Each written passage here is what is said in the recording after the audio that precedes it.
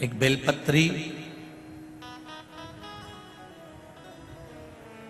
एक बेलपत्री और उसका महत्व।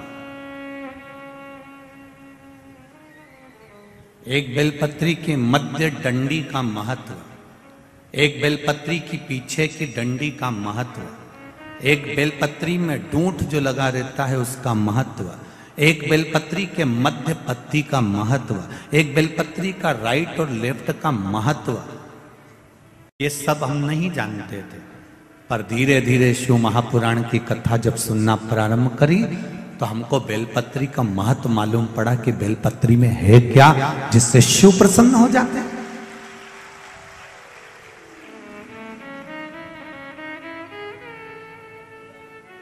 एक बेलपत्री में ऐसा क्या था?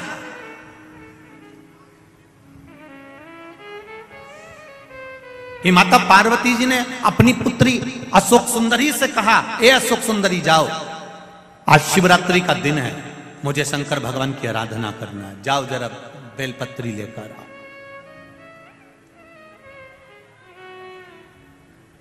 अशोक सुंदरी संपूर्ण जगह पर भ्रमण कर कर आ गई, संपूर्ण जगह बेलपत्री नहीं मिली।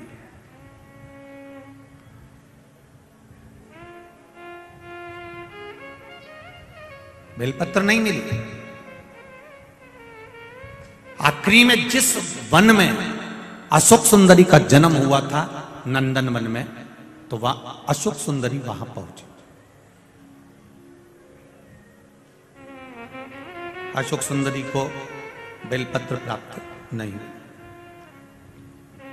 और जब अशोक सुंदरी को बेलपत्र प्राप्त नहीं हुई तो ढूंढती ढूंढती ढूंढती ढूंढती और आगे चली गई।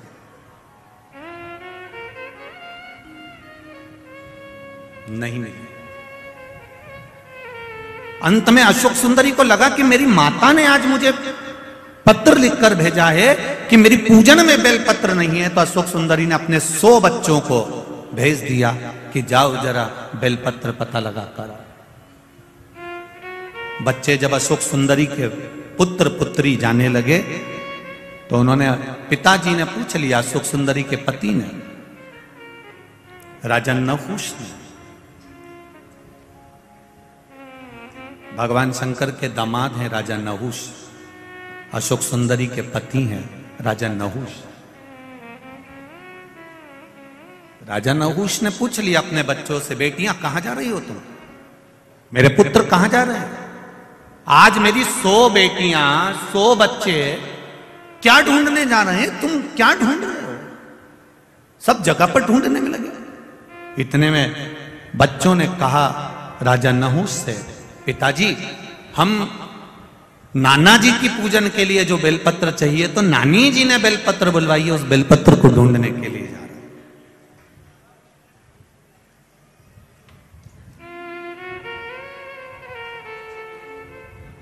बेलपत्र ढूंढने जा रहे हैं?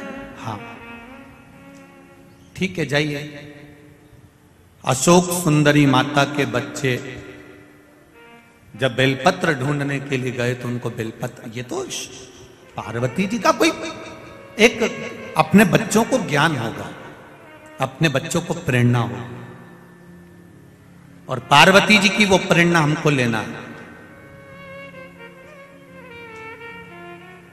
कुर्म पुराण की ये संवाद, कुर्म पुराण का ये संवाद हमारे जीवन में हमको उतारना। इस संवाद को हम अपने जीवन में उतारें।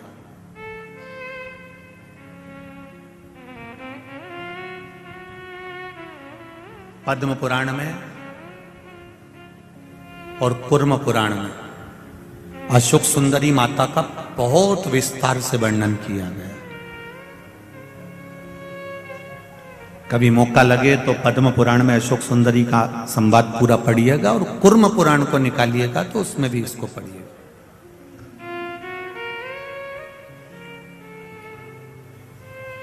कुछ मां पार्वती मैया कुछ लीला कर रही है और ढूंढने में लगी हुई हैं नानी के लिए। हम शिवजी के पूजन के लिए, अपने नाना के पूजन के लिए हम बेलपत्र लेने के लिए जा रहे हैं। बेलपत्र। कभी मौका लगे तो जरूर एक मन में प्रश्न रखना, और जब श्राद्ध पक्ष का समय हो और आप लोग जब गया जी जाएं या कहीं पिंड दान करने के लिए बद्रीनाथ जाएं, या कभी गया जी, कभी आप पंचवटी, जहां पुण्य क्षेत्र है वहां पर जब आप तीर्थ में कभी पिंड दान तर्पण करने जाएं, तो वहां पर पिता, अपने पिता के घर का गोत्र, पिता, दादा, परदादा, इनका भी नाम पूछा जाता है, और फिर नाना के घर का गोत्र और नाना, परनाना और नाना के घर का भी पूरा विस्तार पूछा जाता है। कभी आपने ब्राह्मण देवता से प्रश्न करना था आपको कि गुरुदेव, हम हमारे परिवार के व्यक्ति का पिंड करने आए हैं, तर्पण करने आए, और हमारे नाना जी के यहां का नाम काहे को चाहिए तुमको? जब गोत्र इनका है, पिंडदान करने वाला ये है, तो फिर नाना के घर का क्यों चाहिए आपको? नाना के घर का क्या चाहिए आपको विस्तार? वो कुर्म पुराण और पद्म पुराण बताएगी कि अशोक सुंदरी के बच्चे जब बेलपत्र ढूंढने के लिए जाते हैं, वो संवाद से इसको जोड़ा गया।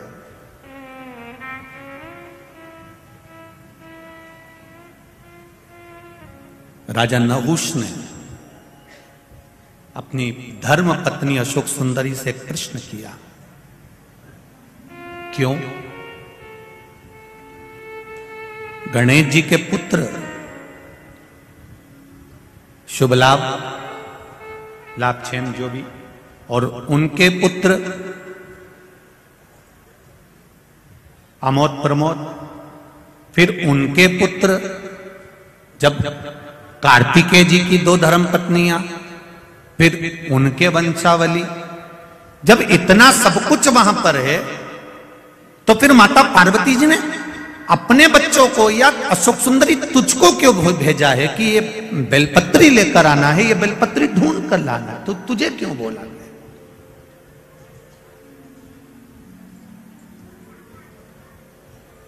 अशोक सुंदरी के मन में भी यह बात अटकी। तब अशोक सुंदरी उसी समय पर कमल के पुष्प के ऊपर बैठकर ब्रह्मदेव के पास चली गई, और ब्रह्मदेव के पास जाकर अशोक सुंदरी ने अपना प्रश्न सम्मुख में रखा कि आखिर माता पार्वती जी ने बेलपत्र मुझसे क्यों बुलवाई है? कारण क्या है बेलपत्र का? मेरे बच्चे ढूंढ रहे हैं, मेरे बच्चे लेकर आ रहे हैं, उस बेलपत्र की महत्वता क्या है? ब्रह्मा जी कहते हैं, ब्रह्मदेव ने कहा, चाहे तुम्हारा भाई बेलपत्र लेकर आए, चाहे तुम्हारे घर के बच्चे या तुम्हारे भाई के बच्चे बेलपत्र लेकर आए, वो बेलपत्र जब देव अधिदेव महादेव को चढ़ती है, एक बेलपत्र जब देव अधिदेव महादेव को चढ़ती है, कोई नारी बेलपत्र अगर समर्पित करती है, तो जैसे बेलपत्र में 3 पत्ते होते हैं, नारी अपने ससुराल पक्ष का भी कल्याण कर देती है, नारी अपने मायके पक्ष का भी कल्याण कर देती है, और नारी अगर उस क्षेत्र में जहां वो निवास कर रही है, जिस क्षेत्र में वो निवास कर रही है, उस क्षेत्र में अगर कोई ब्राह्मण रहता हो, कोई साधु सन्यासी रहता हो, किसी ब्राह्मण के घर का भी अगर कोई तर्पण आदि रह गया हो, तो उस क्षेत्र के ब्राह्मण आदि संत साधु सन्यासी या कोई साधारण सा व्यक्ति जो बहुत दूर जाकर पिंड या तर्पण नहीं कर सकता, मात्र एक बेलपत्री जब नारी भगवान शिव को समर्पित करती है, तो ये तीनों की 7 पीढ़ी को तार देती है। एक बेलपत्र का वो फल है महाराज, कुर्म पुराण कर रही है, पद्म पुराण कर रही है, एक बेलपत्र का वो फल है, एक बेलपत्र का वो महत्व है।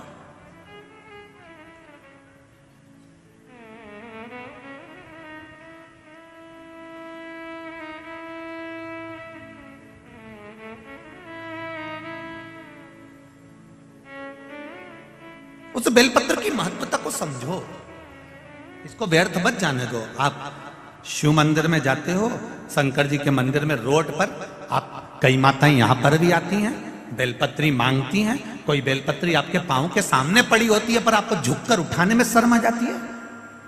किसी ने गिरा दी होगी, हम काय को उठाएं? तुम्हें शर्म आ जाती है एक बेलपत्री, मंदिर में घूम रहे हो, मंदिर में दर्शन कर रहे हो और बेलपत्री सामने पड़ी और तुम्हें उठाने में शर्म आ रही है।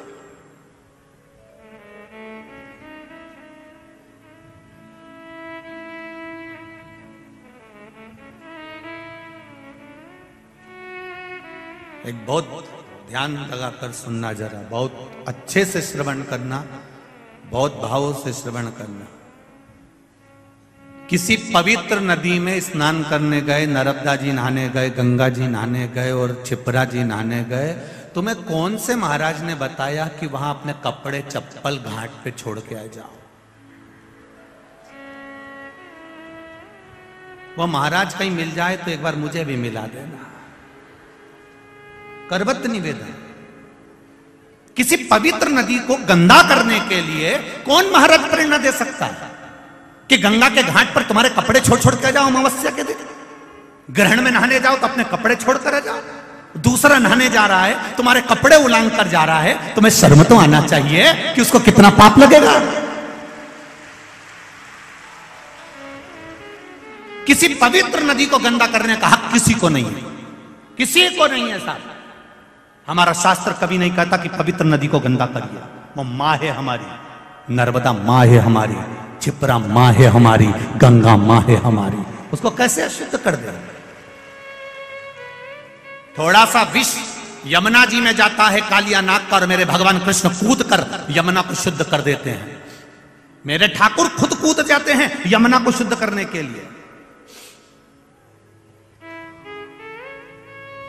हाँ, किसी संत ने कहा होगा कि अपने गंदे कपड़े उतारकर फिर गंगा और यमुना में, नर्मदा में डुबकी लगाओ, पर किसी महाराज ने यह नहीं कहा होगा कि अपने कपड़े ही वहीं छोड़ आना, बेचारा दूसरा नहाने जाए, उसके पांव में वो कपड़ा है। ये कहां का लिखा?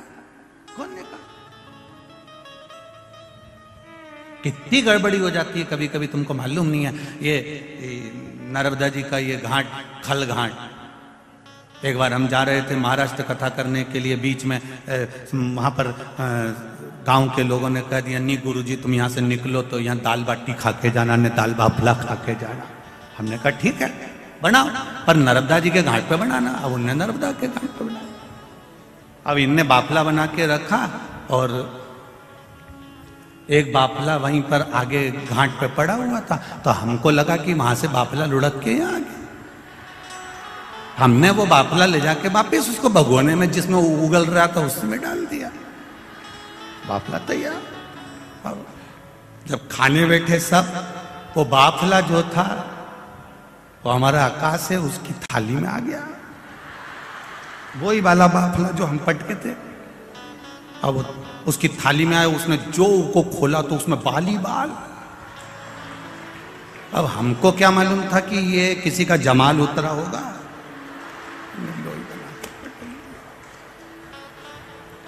अब वो तो घबरा गया कि गुरुजी किसी ने कुछ कर, हम भी नहीं बोले, हम कहते बाप भाई। अब गुरुजी किसी ने कुछ कर दिया होगा। आखिरी में नहीं रहा गया तो हमने कहा कोई कुछ नहीं करा। हम नहा के बाहर निकल रहे थे, वहां पर बाफला पड़ा था, हम सोचे लुढ़क के आ गया होगा, हमने उसको भगोने में डाल दिया। हमें क्या मालूम था कि वो जमाल का बाल था, हमको क्या। और वो भी कह दिया, ऐसा लग रहा है जैसे बाल गल गए हो।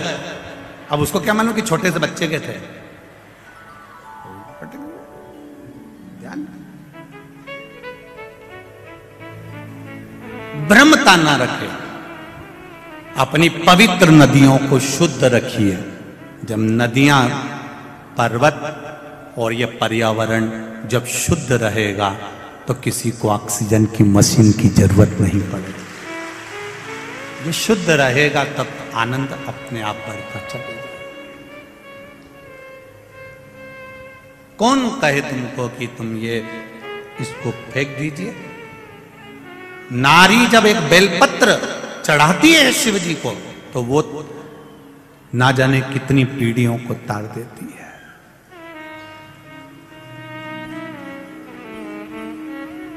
हम तो केवल 7 पीढ़ी या 3 पीढ़ी की बात कर रहे हैं।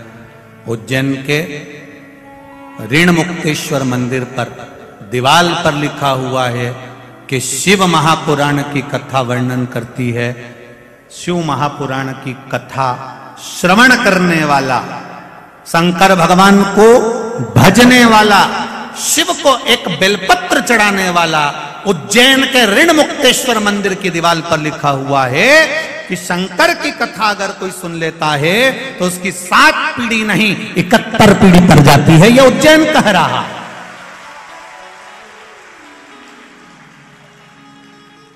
यह उज्जैन का ऋण मुक्तेश्वर मंदिर कह रहा है, जो पत्थर पर अंकित करी गई बातें लिखी हुई।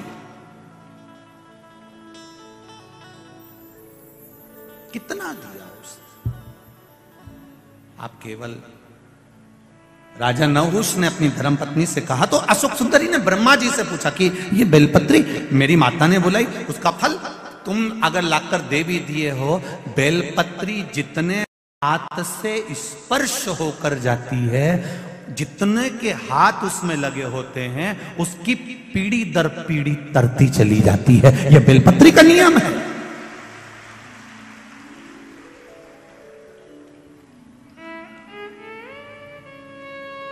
कोरोना बीमारी, अब कोरोना बीमारी को समझ लो जरा। कितना किया प्रशासन ने, हाथ धो, बोला था कि नहीं बोला था? अरे बोलो तो। उन्होंने हाथ धोने का बोला था, तुम जरा से हाथ के चक्कर में छोरा छोरी को धो देती थी। बार बार कहा उन्होंने, हाथ धो हाथ धो हाथ धो। क्यों? क्योंकि ये वायरस है, एक से दूसरे को पहुंचेगा, दूसरे का तीसरे को पहुंचेगा, तीसरे से चौथे को पहुंचेगा। बोलो पहुंचा कि नहीं पहुंचा?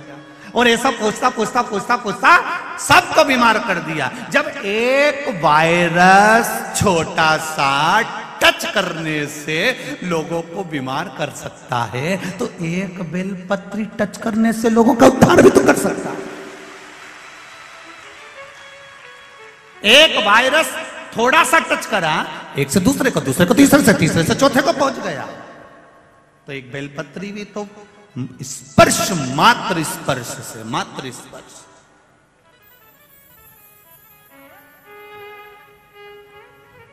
कितना सुंदर लिखा है गर्ग संहिता और नर्मदा पुराण, लिंग पुराण में भी आप पढ़ सकते हो। जिस पात्र में जल भरा जाता है, जिसने मोटर चालू भी करी और पाइप से भी पानी भर दिया, या हापसी से, हेडपंप से पानी लाकर भर दिया, जिसने भरा, चढ़ाने वाला आया, लोटा भरा और चढ़ा दिया। जिसने भरा, जिसने लोटा भर के चढ़ाया, उसका 80% पुण्य तो जिसने मोटर से पानी भरा था वो के खाते में चले गया। जिसने भरा, वो तो कहीं कहीं की बहू इतनी समझदार होती है, सास चाय बना के रखी मेहमान के लिए, जेठानी ने चाय बनाई या देवरानी ने चाय बनाई, और किसी किसी में इतनी चतुरता होती है ना, तुरंत उतर के आई, सिर पे पल्लू मल्लू लेके, मौसी जी आई, मौसी जी आई, हमारी मासी आई, और मासी मासी करके अंदर गई रसोई घर में, और उन्हें चाय छान छुना के ट्रे में लेके आई गई। इतने मासी जी के बहू कितनी समझदार, 2 मिनट में चाय ले आई। अब मासी जी के कौन बताए, ये भेरू की लुगाई कोई साधारण है? मासी जी के कौन समझा कि कोई साधारण है? बनाई बेचारी देवरानी ने, बनाई बेचारी जेठानी ने, बनाई बेचारी सास ने, ये तो केवल लगा के लिए आई। ऐसे कहीं कहीं के रहते हैं, बहुत समझदार।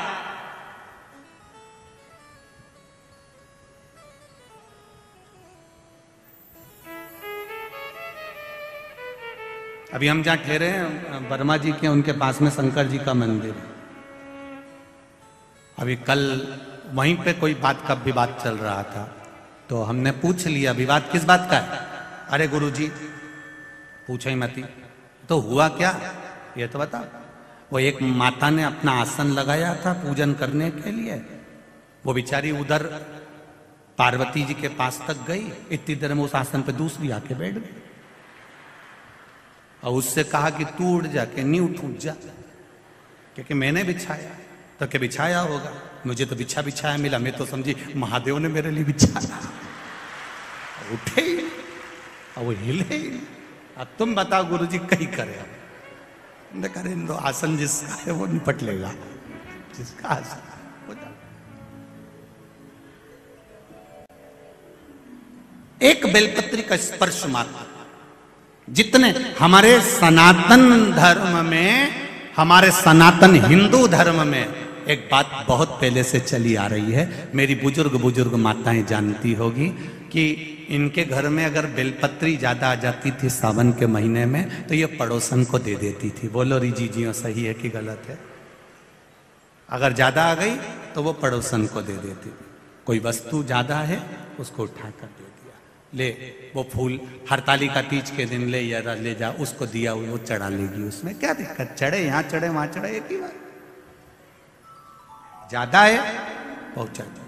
अब जो पड़ोसन ने बेलपत्री भेजी, दूसरे के हाथ भेजी, तीसरे के हाथ पहुंची, तीसरे ने चौथे के हाथ पहुंची, चौथे ने पांचवे के हाथ पहुंची, जितना स्पर्श होते चली गई उतना उतना कल्याण करती चली गई। जिसने दी थी वहां से लेकर जहां पहुंची वहां तक उद्धार कर।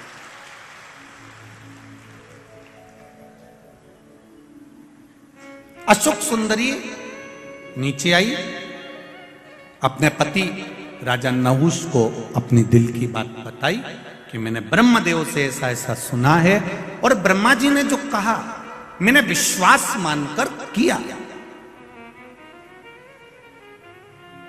अगर विश्वास है तो परमात्मा है। एक ये पत्र आया है, देखिए, विश्वास।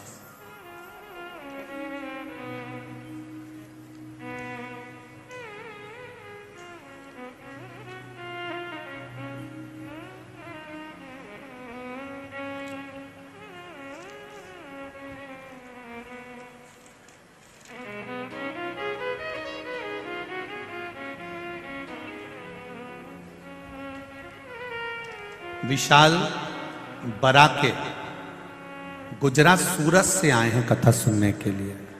विशाल बराके गुजरात सूरत से आए हैं, कहीं बैठे हो तो हाथ हिलाइएगा। सूरत गुजरात से हैं, कहीं बैठे हो तो हाथ हिलाइएगा। विशाल बराके। मैं विशाल बराके सूरत गुजरात से, उम्र है 24 साल, मोबाइल नंबर ये है। क्या बखान करूं मैं शिव जी का एक लोटे जल का। कोरोना महामारी में मेरा काम छूट गया था, 2 साल मैं घर पर ही था, बहुत जगह काम करने गया पर कहीं कहीं नौकरी नहीं लगी, हार गया, इतना परेशान हो गया। तब किसी कारणवश मैं इंदौर आया था बहन के यहाँ, और बहन बोली भैया परेशान मत हो, इंदौर में कथा चल रही है, तू भी चल। गुरुजी, मैंने 28 जुलाई 2022 की जो कथा थी, मैंने पहली बार कथा पंडाल में बैठकर सुनी। एक लोटा जल का महत्व समझा और बाबा से विनती करी, बाबा आप कथा सुनने के लिए बिठाए हैं तो मेरी नौकरी भी 2 साल से नहीं है, वापिस लगवा दीजिए। गुरुजी 3 महीने भी बाबा ने पूरे नहीं होने दिए और बाबा ने उसी कंपनी में मुझे वापस जॉब दिला दी। मैं बाबा को धन्यवाद देता हूं। उसी कंपनी, ये शिव है, औघड़ी है। श्री शिवाय नमस्ते। ये विश्वास है आपका, भरोसा, दृढ़ता और आपका विश्वास।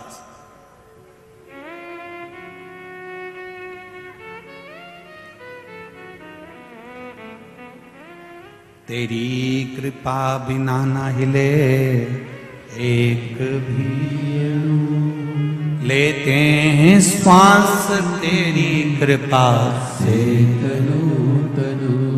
कहां बैठे हो आप? रोड पर बैठे हो, चाहे कहीं पर भी बैठे हो, आस्था चैनल के सामने बैठे हो, चाहे मोबाइल पर कथा सुन रहे हो, तुम्हारे घर पर बैठकर, चाहे जहां बैठकर कथा सुन रहे हो, बस दिल लगा लेना उस परमात्मा से और दिल से सुन लेना। मेरा बाबा दिल से हाथ पकड़ भी लेगा, ये निश्चित है। उसकी तो बहन ने कहा केवल। एक पत्र और है, वो भी देखो, बहुत अच्छा है वो भी।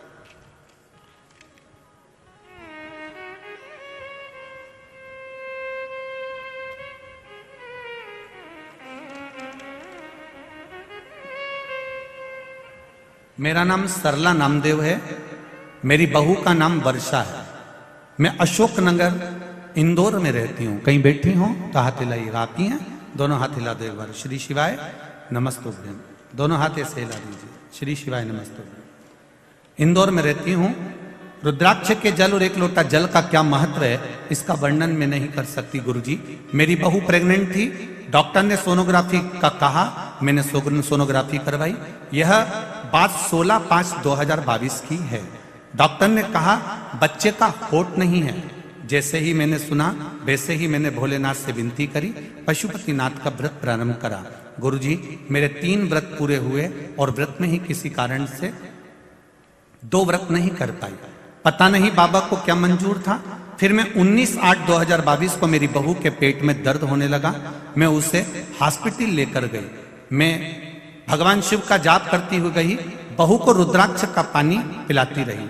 हॉस्पिटल पहुंचते ही उसकी सोनोग्राफी हुई। डॉक्टर ने बोल दिया कि बच्चे का होठ नहीं है और अब इसमें धड़कन भी नहीं है, इसकी श्वास भी नहीं चल रही है, धड़कन भी नहीं चल रही है और इसका होठ भी नहीं है। पर मुझे बाबा पर भरोसा था गुरुजी। मैंने रुद्राक्ष का जल दिया था। बाबा मेरे बच्चे की धड़कन नहीं ले सकते थे, ये मुझे विश्वास था। मैंने बाबा से कहा बाबा मेरी लाज जरूर रखना। आपके भरोसे पर, शिव महापुराण के भरोसे पर मैंने शंकर जी को जल चढ़ाकर पिलाया है। डॉक्टर मेरी बहू को ऑपरेशन का बोलकर थिएटर में ले गए और कहा इसके बच्चे में धड़कन नहीं है, होठ नहीं है, ये बच्चा मरा हुआ होगा।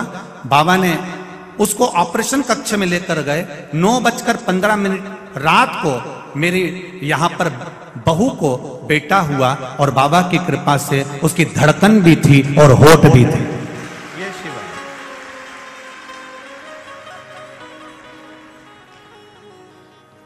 डॉक्टर ने कहा कि आश्चर्य की बात है, ऐसा केस हमने जिंदगी में पहली बार देखा है।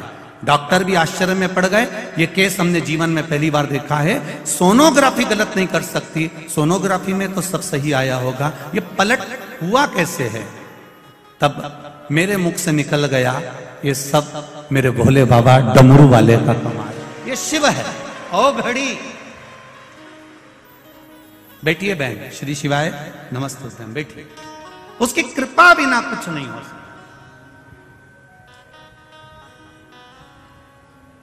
इसका विश्वास पक्का था, भरोसा दृढ़ था, विश्वास दृढ़ था।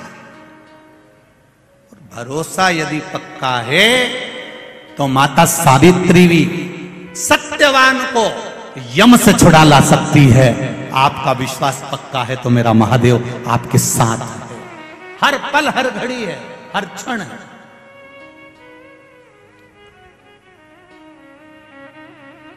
हर पल है।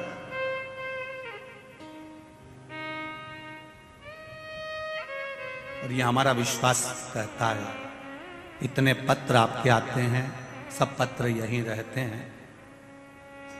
खैर अभी इंदौर में तो अब कथा लगभग 1 2 साल 4 साल अभी नहीं है, क्योंकि कथाओं की तारीख लगभग बहुत बुक हैं, तो कहीं कथा मिलना बड़ा मुश्किल है। पर जब भी कथा रहेगी आगामी, मेरा विश्वास कहता है कि आपका भी एक पत्र इस जगह पर रखा हुआ मिलेगा, ये निश्चित। करना क्या है, केवल शंकर के मंदिर जाइए, आपके आस पड़ोस में नजदीक में जो शिव मंदिर है उसकी सेवा संभाल करिए, सफाई करिए, जल चढ़ाइए, बेलपत्र चढ़ाइए, मेरे शंभू का श्रृंगार करिए, मेरे शंभू का भजन करिए, मेरे शंकर का स्मरण करिए। आपको कहीं जाने की जरूरत नहीं है, ना किसी ढोंग में पड़ना है, ना किसी प्रपंच में पड़ना, ना किसी की स्थान पर। अपने तो शिव है, शंकर है।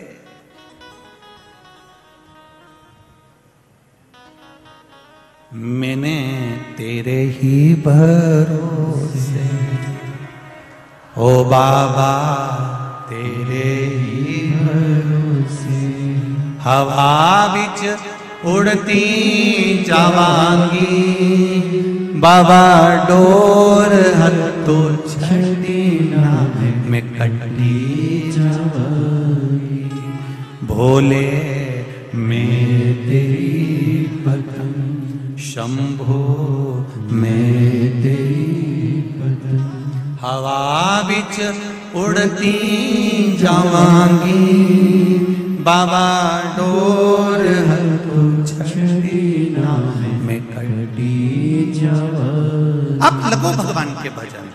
आप जैसे जैसे आगे बढ़ते जाओगे, आप जैसे जैसे शिव भक्ति की ओर बढ़ते जाओगे, आप जैसे जैसे भजन की ओर बढ़ते चले जाओगे, वैसे वैसे लोग आपको नीचे की ओर दबाने का प्रयास भी करेंगे। क्यों मंदिर जाती है? किसने कहा तुझे मंदिर जाने के लिए? लोग ठिठोली करेंगे, लोग हंसेंगे, लोग ताना मारेंगे, लोग अपशब्द कहेंगे, पर सब कुछ सुनती हुई जो शिव मंदिर तक चली जाएगी तो समझ लेना कि सब बारे में।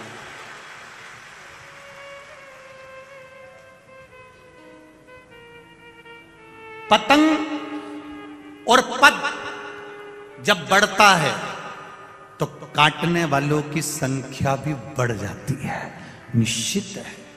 पतंग जब बढ़ेगी और पद जब बढ़ेगा, आपकी प्रतिष्ठा, आपका पद, आपकी उन्नति, और पतंग जब ये ऊपर बढ़ती जाती है, बढ़ती जाती है, बढ़ती जाती है, तो लोगों को रास नहीं आती और वो उसको काटने का विचार करने लगते हैं। पतंग बढ़ रही है, उसे बढ़ने दीजिए। आप अपनी डोर बस भोलेनाथ जी के हाथ में छोड़,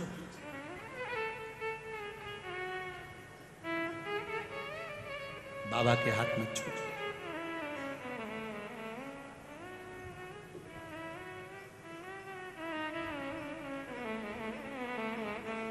उसकी कृपा जब होगी तब सुख मिलेगा।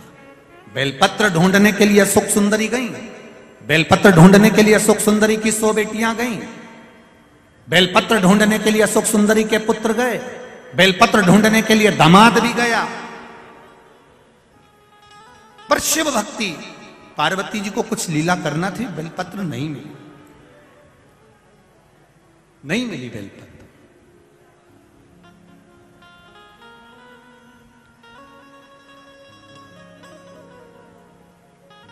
वापिस आ गए। पार्वती जी ने पूछा, शिवरात्रि है, तुम्हें बेलपत्र नहीं मिली कहीं? नहीं, बेलपत्र नहीं। तब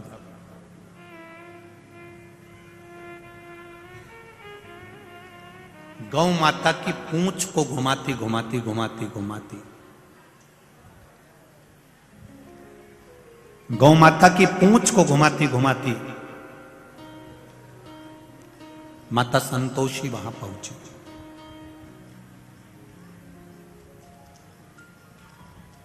जब गौ माता की पूंछ घुमाती घुमाती माता संतोषी वहां पहुंचती है, संतोषी ने देखा दादा दादी कह रहे हैं,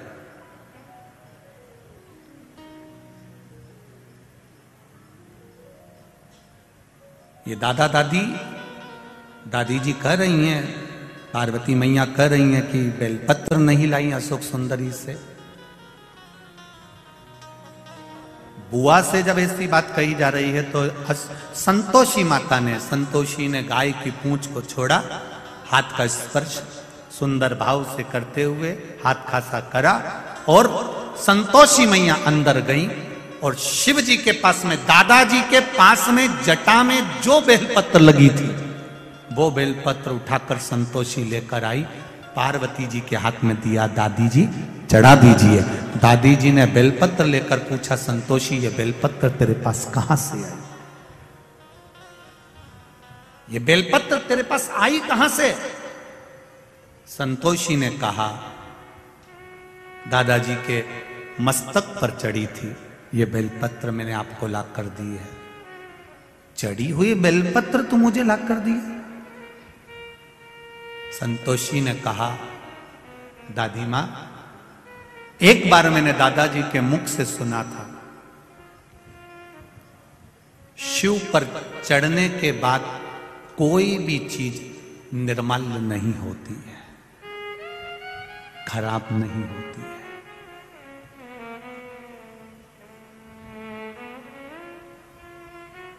भगवान नारायण भगवान के चरण से निकली है गंगा, विष्णु पदी कहलाई है। भगवान विष्णु के चरण से निकली हुई गंगा विष्णु पदी कहलाई है। शंकर जी के ऊपर चढ़ गई तो गंगा भी कहती है मेरा कल्याण हो गया, अब मैं कल्याण करने वाली हो गई। विष्णु पदी कहलाई। शहद मक्खी का झूठा है,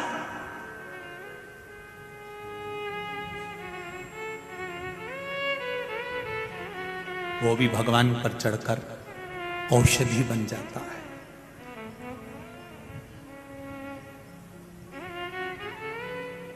वो भी औषधि बन गई। मेरे शंकर भगवान पर जो चढ़ा वो शुद्ध और आनंदित हो गया।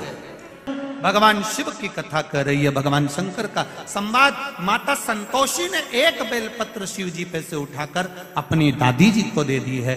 दादी जी के हाथ में बेलपत्र आई, वो बेलपत्र शंकर भगवान के शिवलिंग को चढ़ाई गई तो शंकर भगवान के नेत्र खुल गए। इतने समय से नेत्र बंद थे, इतने समय से बंद थे। संतोषी का संतोष परम धन है और संतोषी माता का परम धन हमको बताता है कि केवल 33 कोटि देवी देवता में एक मेरे महादेव ऐसे हैं जिन पर चढ़ी हुई बेलपत्र उठाकर धोकर आप वापिस चढ़ा दो, शिव जी उससे भी प्रसन्न हो जाते। ये संतोष परम धन, ये संतोष परम प्रिय धन।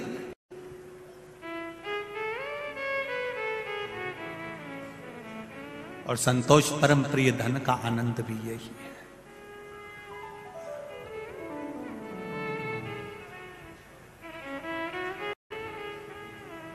ये सुख वही, ये आनंद। शिव कथा कह रहे हैं, भगवान शंकर का चरित्र कहता है। आंध्र प्रदेश के कृष्ण जिले में कृष्णा नदी के तट पर है श्री मल्लिकार्जुन।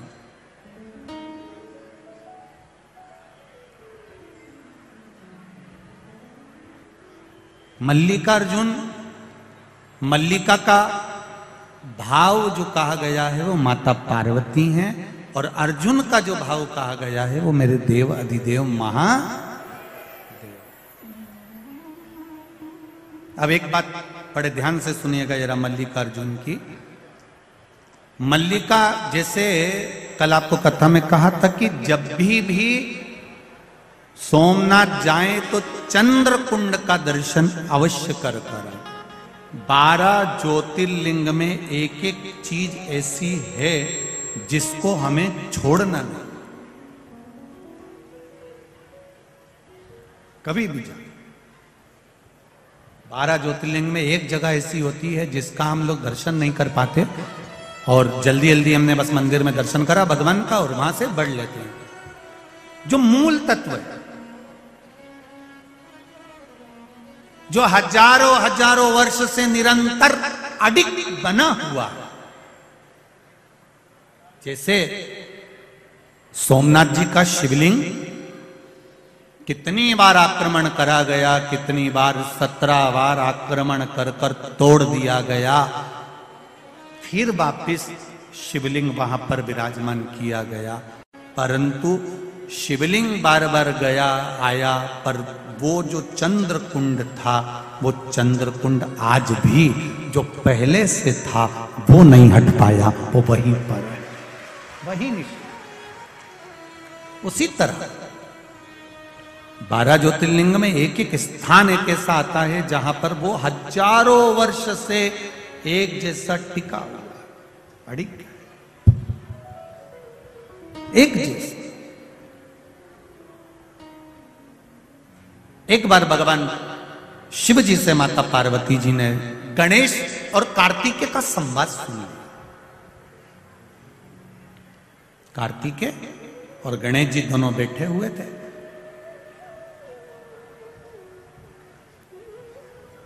जया, विषहरा, शामली बारी, दौतली और देव, शिव जी की ये 5 बेटियां।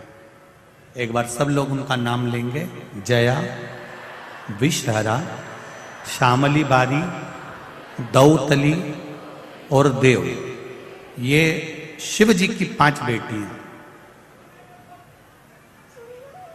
ये गंगा के जल से प्रकट हुई हैं और अशोक सुंदरी नंदनवन काशी में प्रकट हुई। दोनों के इनके प्रागट्य की जगह जगह अलग है, स्थान अलग है।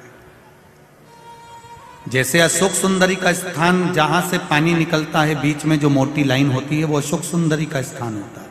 उसी तरह ऊपर से जो जल जलाधारी में से बूंद बूंद नीचे गिरता है, वो जलाधारी का महत्व है। जया, विषहरा, शामली बारी, दौतली और देव, ये शिव जी की 5 बेटियां जैसे शंकर भगवान के साथ गंगा जी के जल में खेलियां कर रही थी, उनके भाव से ये जल शिव जी को समर्पित होता है। ये 5 बेटियां शिव जी की कोई साधारण नहीं है। जब कभी कोई प्रशासनिक बात सामने आती है कि साहब बहू ने अदालत में केस लगा दिया, या उसने केस लगा दिया, या उसने कुछ कह दिया, उस जगह पर इन 5 बेटियों की जरूरत पड़ती है। क्या नाम है 5 का? पहला, दूसरी, तीसरी, चौथी, 5वीं, 2। ये 5 बेटियों की जरूरत हमें उस समय पर पड़ती है। अदालत में चल रही है कार्रवाई, पर उस समय पर हमारी ये 5 बेटियां हमारे कार्य के लिए तत्पर रहती। ये जो जलाधारी है ना शिव जी के ऊपर, इस जलाधारी का बड़ा महत्व होता है। जब ब्राह्मण अभिषेक कराते हैं, 3 पाई की चौकी रख उसके ऊपर कलश जो विराजमान करते हैं और एक एक बूंद जो पानी उसमें से गिरता है, ये ऐसे ही नहीं रहता। श्रृंगी से अभिषेक करा रहे हैं, वो श्रृंगी का महत्व समझना चाहिए, वो जलधार का महत्व समझना चाहिए। जब हमें जिंदगी के एक एक पूजन का नियम, एक एक महत्व जब मालूम पड़ जाएगा ना, तो फिर हमको लगेगा कि हाँ हम सही पूजन कर रहे हैं, हमारे में ये तत्व का आनंद है। महाराज गणेश जी और कार्तिक दोनों बैठकर बात कर रहे थे। जया, विषहरा, शामली बारी, दौतली, देव, 5 कन्याएं वहां बैठी हुई थी। इतने में 5 बेटियों ने आकर अपनी माता जी से, अपने पिताजी से एक बात कह दी, मां मैं आपसे कुछ कहना चाहती हूं। पार्वती जी ने पूछा क्या हुआ, क्या कहना चाहती हो, बोलो। जया ने विषहरा से कहा, विषहरा ने शामली बारी से कहा, शामली बारी ने दौतली से कहा, दौतली ने देव से कहा। देव ने फिर माता पार्वती से कहा। दोनों भैया में विवाद है कि दोनों प्रबल कौन है, विद्वान कौन है, सबसे श्रेष्ठ कौन है। कार्तिक श्रेष्ठ हैं कि गणेश जी श्रेष्ठ हैं, इन दोनों में विवाद चल रहा। पार्वती जी ने कहा इतनी सी बात के पीछे लड़ रहा कि श्रेष्ठ कौन है। घर के अंदर रहें, देवरानी और जेठानी के मन में कभी यह बात सामने नहीं आना चाहिए कि जेठानी श्रेष्ठ है कि देवरानी श्रेष्ठ है। और मेरा सासुओं से हाथ जोड़ के निवेदन है, अपनी जिंदगी में तुम किसी को भी धन दे देना मना नहीं है, पर अपने मुंह से कभी मत कहना कि बड़ी अच्छी है कि छोटी अच्छी है।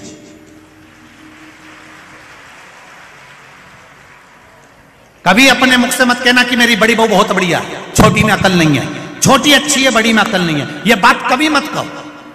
क्यों? क्योंकि गेंद कभी भी किसी भी पाले में जा सकती है, किसी भी बहू से पाला पड़ सकता है। अपने को कभी नहीं कहना कि कौन अच्छा कौन बुरा। अपन तो 2 रोटी चकाचक खाओ, आनंद से अपनी जिंदगी जियो, दोपहर में 2 बजे टीवी खोल के बैठ जाओ, शिव महापुराण की कथा सुनो, शाम हो जाए शिव मंदिर का भजन करो, कीर्तन करो, अपना जीवन बड़ी मस्ती में जियो।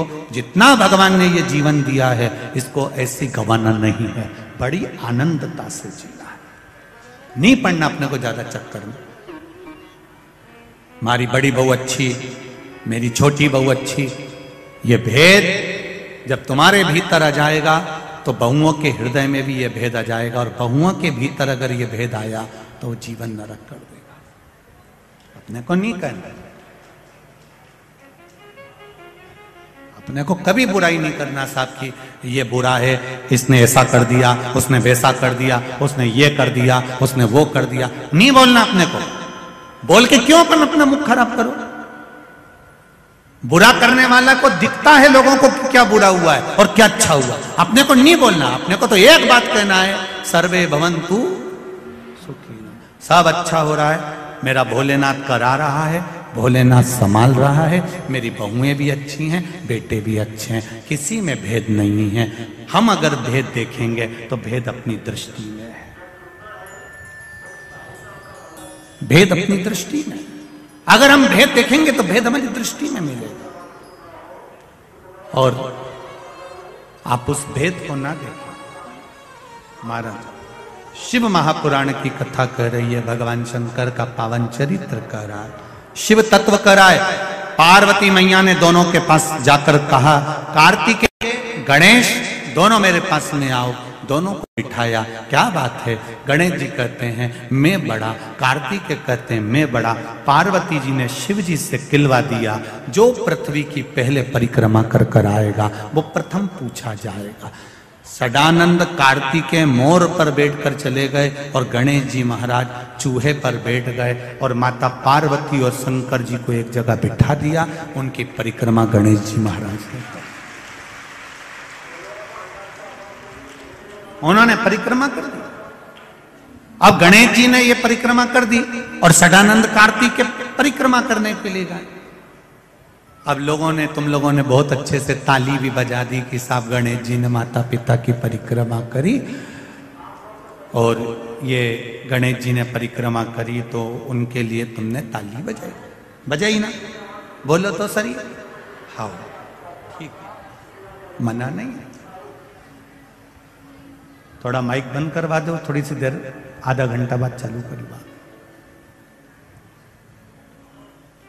अब समझना जरा, फिर समझ लीजिएगा महाराज जी। गणेश जी महाराज ने माता पिता की परिक्रमा करी, वो प्रथम गिनती में आए क्योंकि उन्हें बुद्धि का परिचय दिया। सदानंद कार्तिकेय ने अपने माता पिता का कहना माना, परिक्रमा करने चले गए। गलत किया क्या सदानंद कार्तिकेय ने?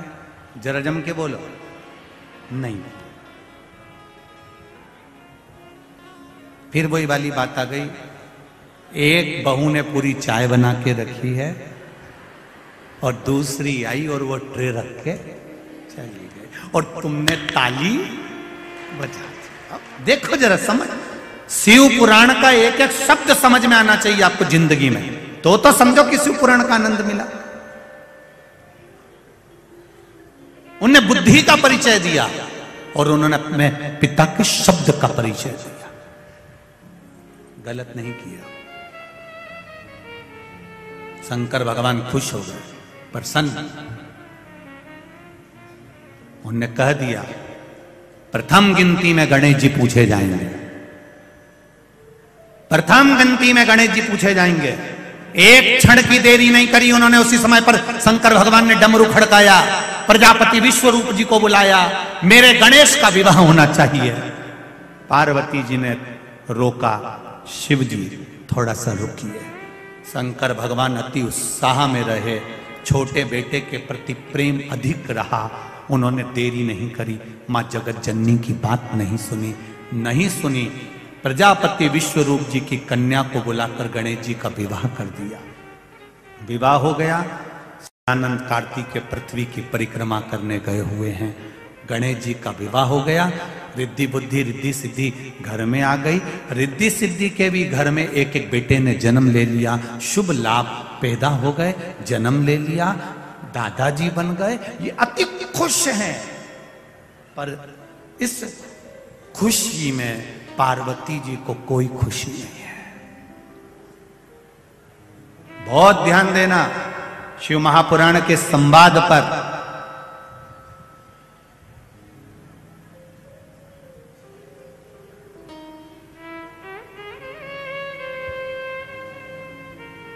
जो बेटा दुकान पर बैठता है ना, पिता को लगता है कि सबसे ज्यादा काम यही कर रहा है।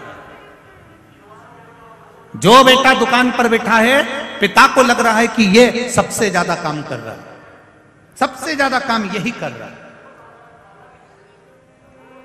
लग रहा है। अब पर जो बेटा पूरा मार्केट घूम रहा है, फोन पे बात कर रहा है, कोई उसको डरा भी रहा है, कोई धमका भी रहा है, कोई उसके पीछे तलवार लेकर भाग रहा है, कोई उसको अपशब्द भी कह रहा है, वो अपने पिता तक बात नहीं आने दे रहा, अपने भाई पर आंच नहीं आने दे रहा, वो सब जगह से बचा रहा है, सब जगह से सपोर्ट कर रहा है।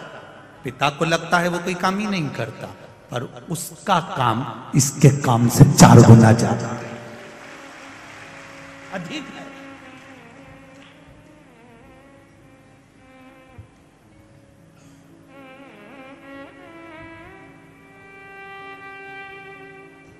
इससे अधिक है, वो अधिक है।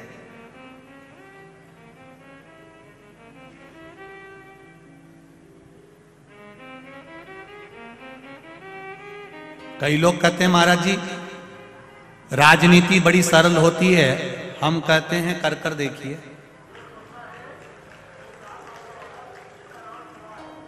किसी के घर में और किसी के दिल में घुसने के लिए दम चाहिए।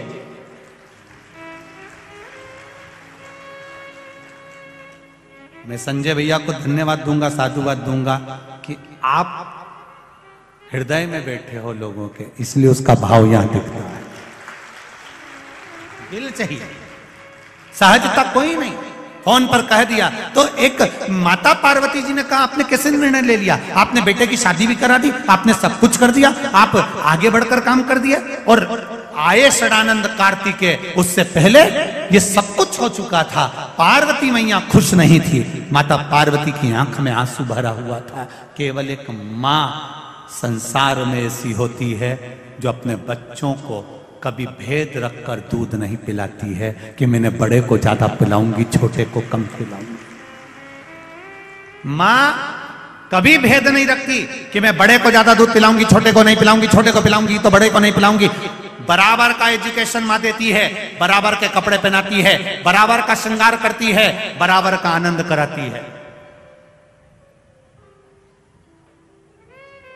और बच्चा छोटा होता है, माँ उसकी आंखों में कजरा भी लगाती है और उसकी राई नोन लेकर नजर भी उतार देती है।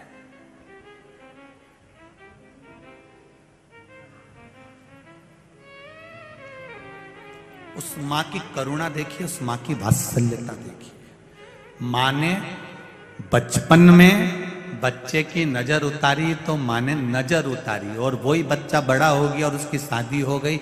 अब माँ कुछ उसके ऊपर से उतार के बता दे तो पास में जो जगदम्बा रहती है ना, उसको लगेगा जरूर मेरी सास कुछ कर रही थी तुम पे। बस ये अंतर है, यही अंतर है। शिव महापुराण में जिंदगी भर से माता पार्वती जी शंकर जी को जल चढ़ा रही हैं, हमारे घर के पूर्वज शिव जी को जल चढ़ा रहे हैं, हमारे यहाँ के बुजुर्ग मर मर के चले गए शंकर भगवान को जल चढ़ाते चढ़ाते, शिव जी पर अभिषेक करते करते, जल चढ़ाते, सावन महीना शिवरात्रि को जल चढ़ाते हुए आज के समय में सियोर वाले महाराज ने जल चढ़ाना बता दिया तो लोगों को लग गया टोटका बता दिया। जो पूर्व का चला, सास बच्चे की नजर उतारती है, वो नजर उतारी है उसने, मां है।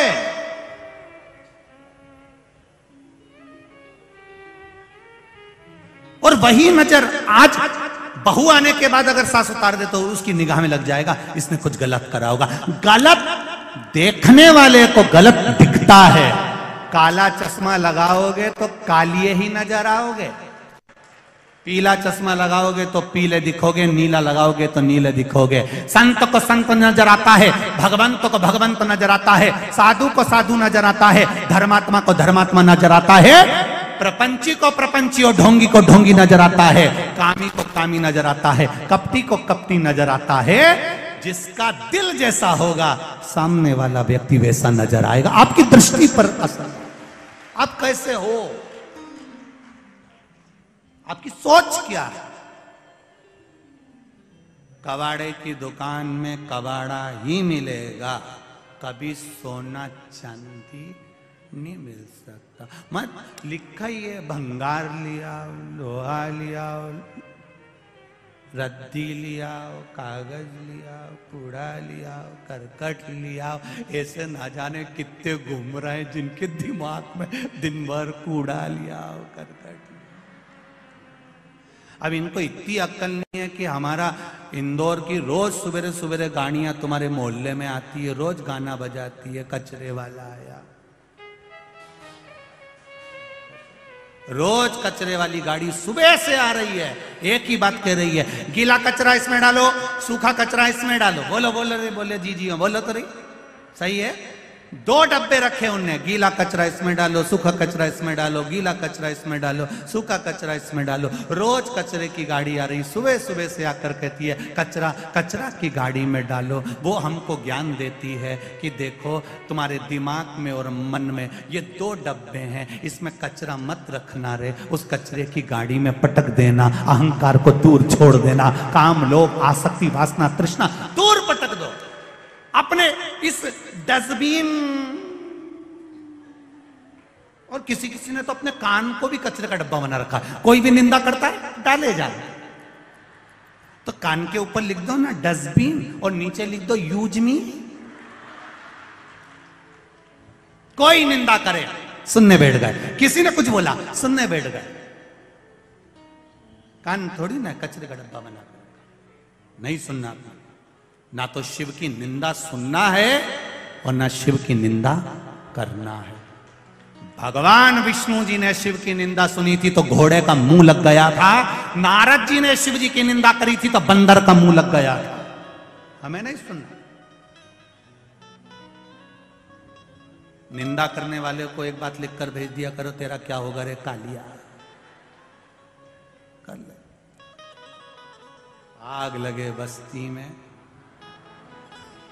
ऐसी मस्ती में नहीं रहना, अपने जोरदार बढ़िया जूड़ा मूड़ा बांध के पेंसिल से लाइन माइन खींच कर डब्बा जिसको जितनी ज्यादा काली मिर्ची लगे उसको और लगा जा, लगे तो लगे। अपने तो खूब मस्ती में जीवन जियो। ये मनुष्य की देह दूसरी बार मिलेगी? अरे बोलो तो जम के, कहीं नहीं मिले। अगली बार जुआ बन के कहीं निपट ही जाएगी। और बाल भी अच्छा नहीं मिलेगा, कहीं का धोला बाल में पड़ी गई या रूसी वाले बाल में फंस गई ना तो निकल भी नहीं पाएगी। इसलिए ये मनुष्य की जो देह मिली है इसको छोड़ना नहीं है। बहुत मस्त देह है, आनंद में मिली है। इतनी खुश होकर जिंदगी जियो कि जीवन में भगवान भी कहे कि तुझे दूसरी बार फिर जन्म दूंगा, फिर जन्म दूंगा, मानव का देह दूंगा। ऐसी मस्त जिंदगी जी। महाराज शिव कथा कह रही है, देखा सदानंद कार्तिकेय को आए, पार्वती जी का हृदय रो रहा है, नैनों में जल भरा है। सदानंद कार्तिकेय जी ने आकर कुछ भी नहीं बोला, एक शब्द भी सदानंद कार्तिकेय जी ने नहीं कहा।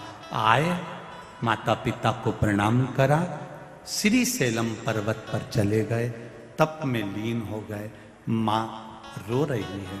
शिवजी से कहा, बाबा आपने आज अच्छा काम नहीं करा, एक पुत्र की प्रियता दिखी, दूसरे पुत्र की अप्रियता।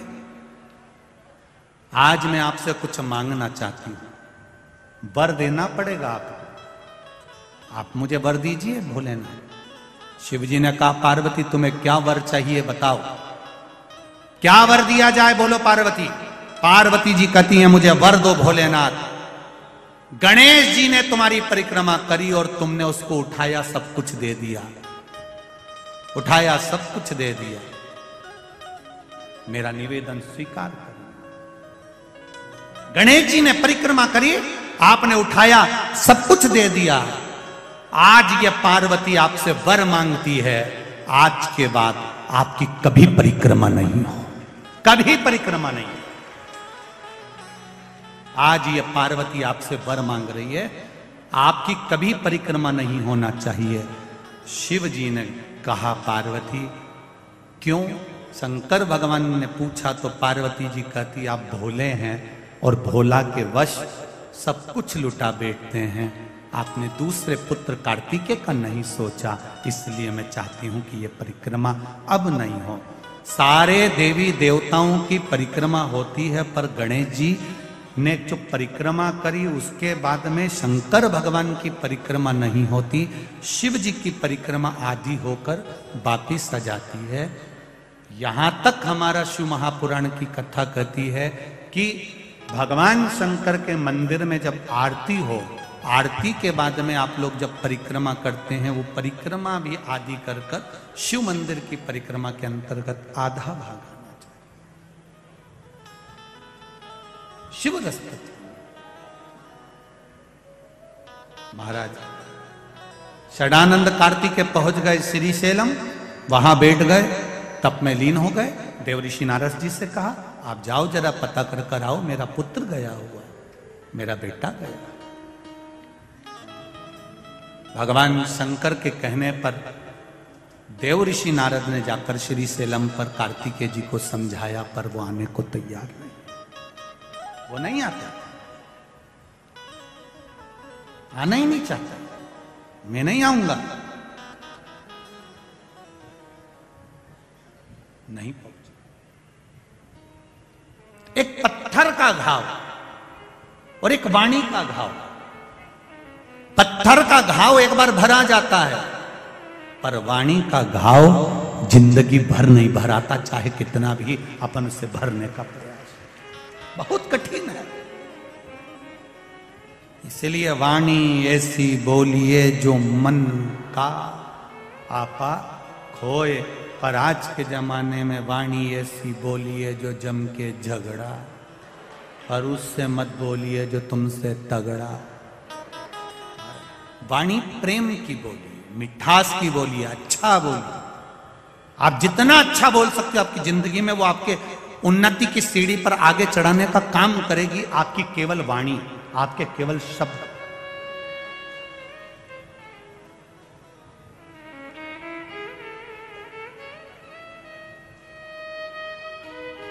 आपकी वाणी, आपके शब्द आपको उन्नति की ओर बढ़ाने का प्रयास करेंगे। महाराज देवऋषि नारद ने समझाया, कार्तिकेय जी नहीं समझे। अंत में जब लगा कि मेरा पुत्र मानने को तैयार नहीं है, शंकर भगवान को लगा, तो उन्होंने पार्वती जी से पूछा, तुम क्या चाहती हो? पार्वती जी कहती हैं कि मेरा मन करता है कि आप मेरे साथ में चलो, आप मेरे साथ पहुंचो, अपन दोनों चलते हैं श्रीशैलम पर।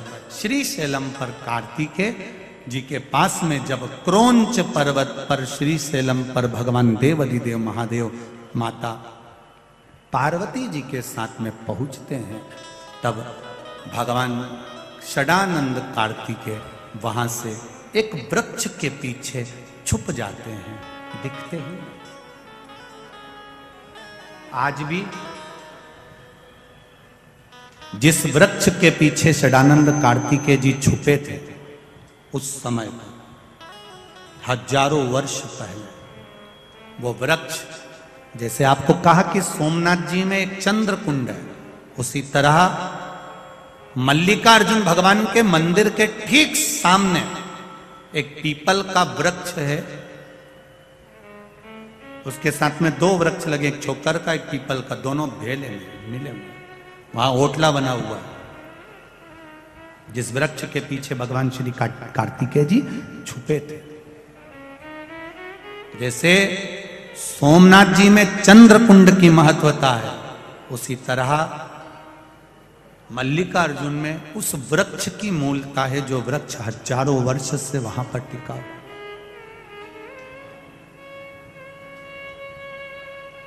पाताल गंगा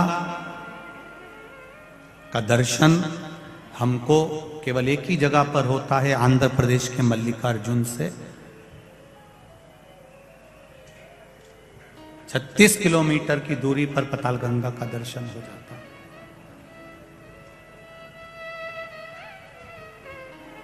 वो भूमि जहां पर भगवान देवादिदेव महादेव ने तप किया। आगे वर्णन आया, भगवान देवादिदेव महादेव फिर शिवजी पार्वती को लेकर चारों तरफ कार्तिकेय को ढूंढने लगे। कार्तिकेय जी वहां से ओझल हो गए, दूर चले गए और दूर जाकर 36 किलोमीटर की दूरी पर जाकर कार्तिकेय जी महाराज गुफा में बैठकर 3 योजन की दूरी पर जाकर बैठ गए। वहां बैठकर उन्होंने तप साधना करी।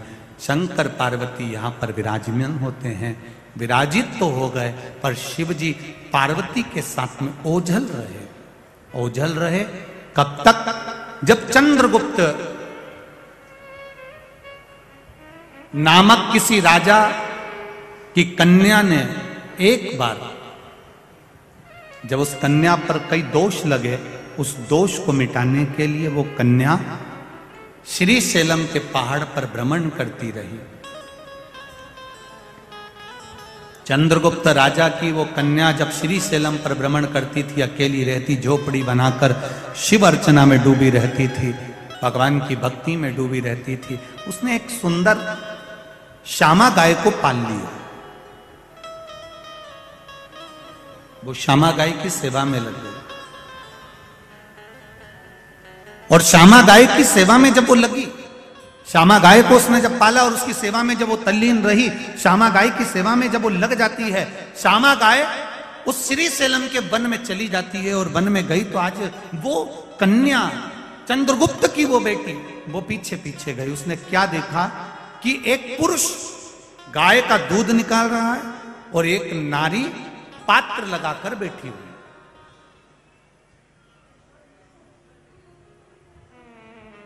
एक पुरुष दूध निकाल रहा है और नारी पात्र लगाकर बैठी हुई है। चंद्रगुप्त की, राजा चंद्रगुप्त की बेटी ने जब वो चरित्र देखा, देखकर उसको बड़ा आश्चर्य हुआ। बहुत दूरी थी, चंद्रगुप्त की बेटी दौड़ पड़ी,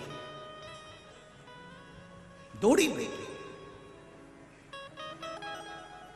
और चंद्रगुप्त राजा की लड़की जब दौड़कर वहां पहुंची, वहां पहुंचकर क्या देखती है कि वहां पर ना तो कोई पुरुष है और ना कोई स्त्री है। गाय के नीचे एक शिवलिंग विराजमान है, उस शिवलिंग पर दूध अपने आप गिर रहा था। उस कन्या ने देखा, उस नारी ने